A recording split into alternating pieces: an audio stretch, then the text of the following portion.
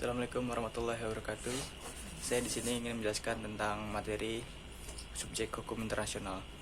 Menurut J.G. Stark, hukum internasional dapat didefinisikan sebagai keseluruhan hukum yang untuk sebagian besar terdiri dari prinsip dan kaidah-kaidah perilaku yang terhadapnya negara-negara merasa dirinya terikat untuk menaati dan karenanya benar-benar ditaati secara umum dalam hubungan mereka satu sama lain dan yang meliputi juga 1.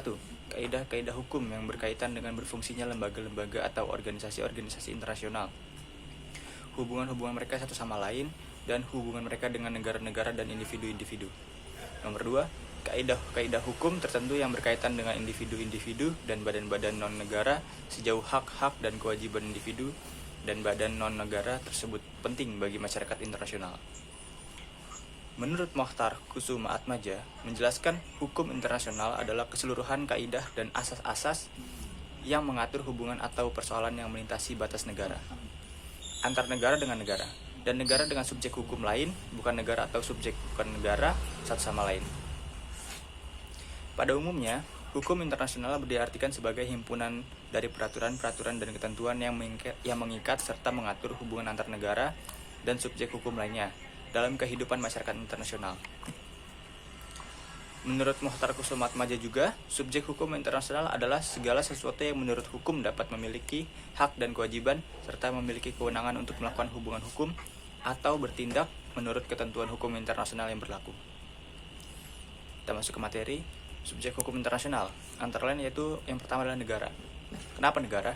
Negara merupakan subjek hukum internasional karena menurut Konvensi Montevideo 1949 yang isinya mengenai hak dan kewajiban negara, kualifikasi suatu negara sebagai subjek hukum internasional adalah mempunyai penduduk yang tetap, wilayah tertentu, pemerintahan yang sah, dan kemampuan mengadakan hubungan dengan negara lain.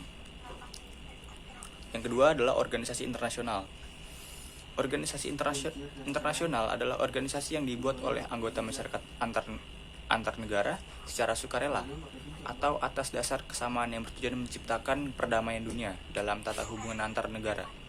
Organisasi internasional memiliki arti luas dan sempit. Secara luas, organisasi internasional meliputi organisasi publik, rahasia, antar daerah, subdaerah, dan universal.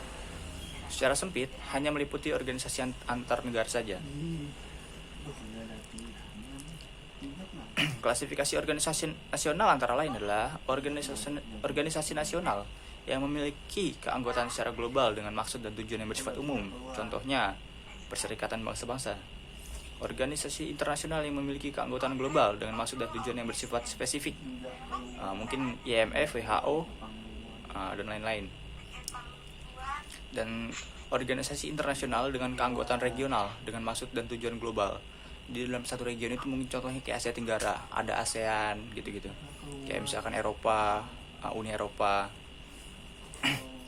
Terus kedudukan organisasi internasional sebagai subjek hukum internasional kini tidak diragukan lagi dan mempunyai hak dan kewajiban yang ditetapkan dalam konvensi-konvensi internasional yang merupakan semacam anggaran dasar. Selanjutnya Palang Merah Indonesia.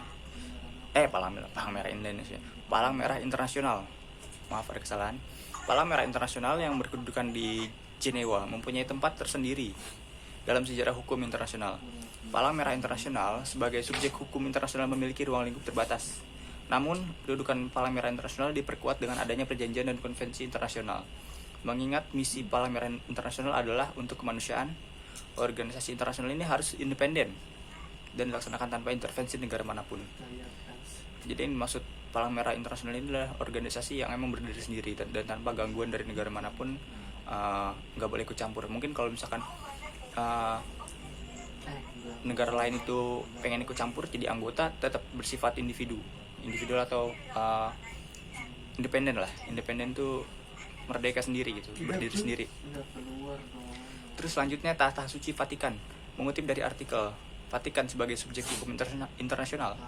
Vatikan adalah subjek hukum internasional karena diakui oleh negara-negara di dunia dan menjadi pihak pada perjanjian internasional dan anggota pada beberapa organisasi internasional. Hal tersebut terjadi setelah diadakannya perjanjian antara lain Italia dengan Tahta Suci pada tanggal 11 Februari 1929, Lateran Treaty, yang mengembalikan sebidang tanah di Roma kepada Tahta Suci dan memungkinkan dirinya negara Vatikan, yang dengan perjanjian itu sekaligus dibentuk dan diakui. Kenapa Vatikan itu dapat disebut negara? Karena dia mempunyai daerah pemerintahannya sendiri, kekuasaannya sendiri. Dia mempunyai daerah independen yang punya Vatikan itu, meskipun negaranya itu kecil, sangat kecil Vatikan itu. Dan ini ada pemberontak. Menurut hukum perang, kelompok pemberontak dapat menjadi subjek hukum internasional jika telah terorganisir, menaati hukum perang, memiliki wilayah yang dikuasai, memiliki kemampuan untuk mengadakan hubungan dengan negara lain, dapat menentukan nasibnya sendiri dengan negara lain, menguasai sumber daya alam di wilayah yang dikuasainya, dan memilih sistem ekonomi, politik, dan sosial sendiri. Contoh pemberontak yang diakui itu Hamas. Turk apa ya? Hamas. Yang terjadi pemberontakan itu. Hamas ya, Din. Pokoknya adalah yang sekarang tuh negaranya itu sedang mengalami pemberontakan yang memang didukung oleh diakui oleh negara internasional yang lain. Boko Haram. Mungkin nanti saya lanjutkan di yang selanjutnya kalau memang saya ingat kembali ya. Yang terakhir adalah individu. Manusia sebagai individu juga termasuk dalam subjek hukum internasional. Bersumber dari buku yang sama diterangkan Mokhtar Atmaja, Perjanjian Versailles 1919 pada tahun 1919. Diadakan perjanjian damai antara negara-negara sekutu dengan Jerman. Perjanjian tersebut adalah perjanjian di mana Jerman menerima tanggung jawab penuh atas terjadinya perang. Jadi pada saat Perang Dunia Pertama ya, selesai Perang Dunia Pertama itu Jerman itu dia menerima tanggung jawab penuh atas terjadinya perang tersebut. Jadi Jerman itu wajib membayar untuk ganti rugi kepada negara-negara yang berperang pada saat Perang Dunia Pertama itu. Oke, untuk tadi itu pemberontak yang diakui itu mungkin Myanmar juga termasuk kali ya. Myanmar pada saat penggulingan kekuasaan itu, ya itu juga termasuk Myanmar. Sama yang baru-baru ini tuh mana sih?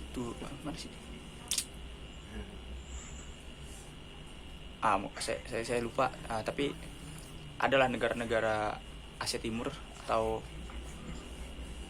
ya Asia Timur mungkin ya yang sedang terjadi pemberontakan. Sekian pemaparan materi dari saya. Wassalamualaikum warahmatullahi wabarakatuh. Uyghur.